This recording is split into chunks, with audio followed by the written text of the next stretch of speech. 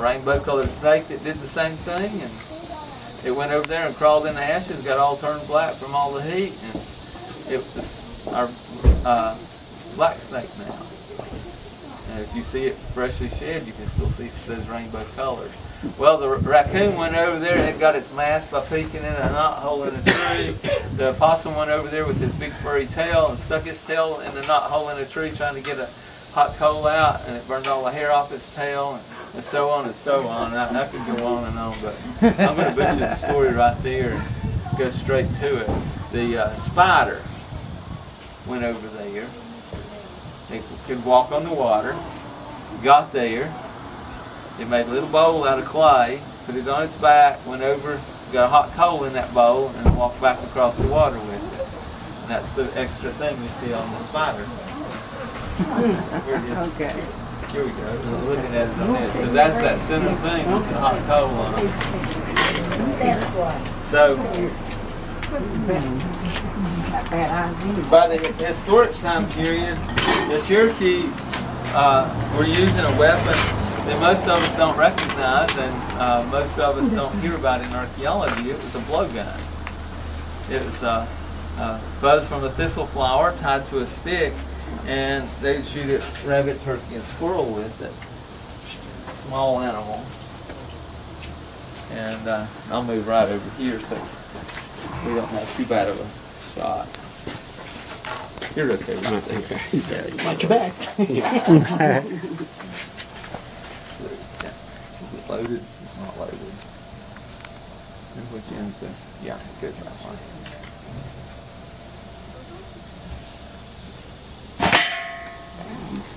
I missed. I'd be a hungry one today.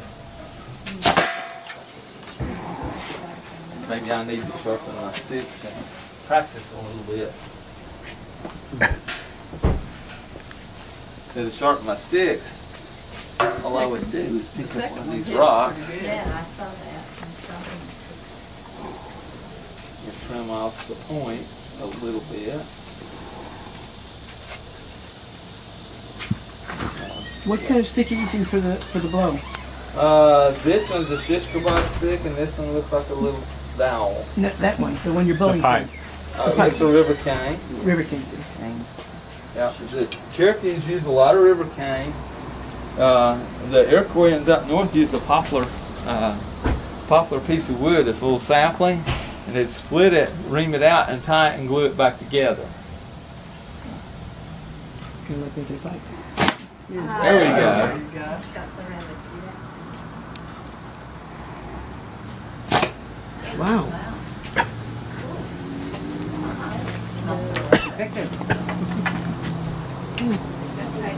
Could we see one of the darts? Sure.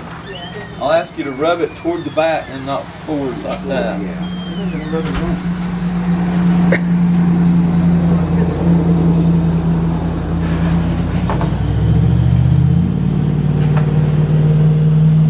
So the Cherokees were the last ones here, but we all have also have creek in the area.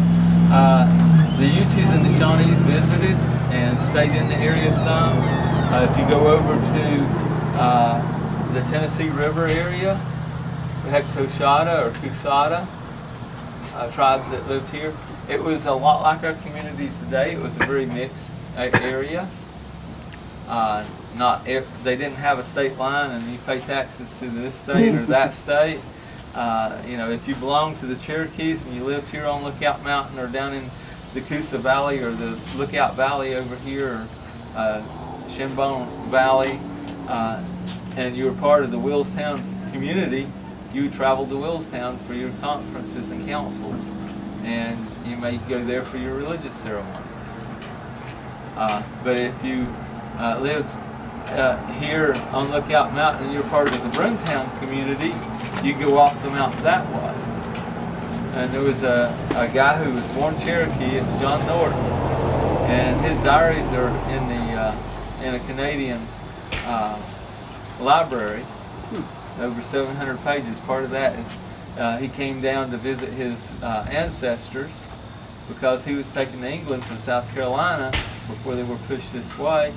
He got an education, came back, ended up in the Revolutionary War on the British side, stayed in the Northeast, became a Mohawk chief, and then decided to walk down here and visit to see if he could find some ancestors and kinfolk. And he walked down across Monteagle Mountain and down through this Sequatchie Valley, right there at the Big Blue Bridge. Actually, he visited George Lowry, who lives there, on the Tennessee River, up in South Pittsburgh, if anybody knows where that's at. He came down to Willstown, went to Gunnersville, to what was called Creek Path, came back and forth across Lookout Mountain, which I thought was interesting. He went over into Lucinola in Georgia for a ball game, to watch a swim song. So, you know, they were still here, some are still here. You know, the Trailatiers did round up about 1,100 people in Fort Payne, and they had some creeks, about 200 creeks in that group. They had in the Fort Payne removal area, they had a bunch of soldiers came in and everything, so they had 46 coffins ordered at one time when it was a fort there. So they had some death right there in Fort Payne before they left. They probably had a pretty hard road to go out to Oklahoma, but the records are that they only had 36 less when they got to Fort Payne. And that may be because they did pick up some of the stragglers from other groups.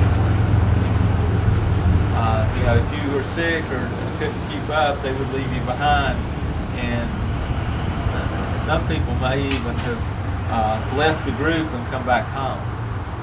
So we do have people that are here. Most of them have a really hard time getting a federal recognition card because they weren't considered Indians after they got back.